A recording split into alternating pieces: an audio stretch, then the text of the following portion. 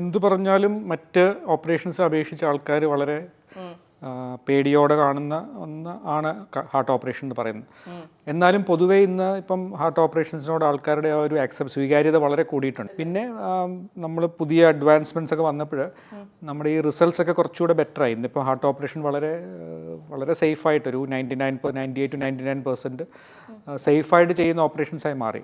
ഒരു heart operation കഴിഞ്ഞ ആൾ എന്നൊക്കെ പറഞ്ഞു കഴിഞ്ഞാൽ നമുക്ക് പിന്നെ അവർ വേറെ ഏതോ ആൾക്കാരാണ്. അതായത് അവർക്ക് പിന്നെ ഒരു സോഷ്യൽ ലൈഫ് ഇല്ല, മദ്യപിക്കാൻ പാടില്ല, പുകവലിക്കാൻ പാടില്ല, അത്തരത്തിലുള്ള ഒരു കാര്യങ്ങളും ഒരു കാരണവശാലും ചെയ്യാൻ പാടില്ല എന്നൊക്കെ പറഞ്ഞ് നമ്മൾ വേറൊരു കാറ്റഗറിയിൽ പെടുത്തുന്ന ആൾക്കാരാണ്.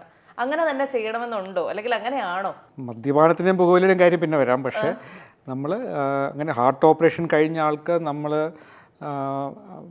നമുക്കിവിടെ നമ്മുടെ ഇടയിലൊരു നിത്യാധാരണയുണ്ട്, അവർക്ക് പിന്നെ കുറേ നാളൊന്നും ചെയ്യാനൊക്കത്തില്ല, നോർമൽ ആക്ടിവിറ്റിയിലേക്ക് തിരിച്ചു വരാൻ. അത് ശരിയായ ഒരു ധാരണയല്ല.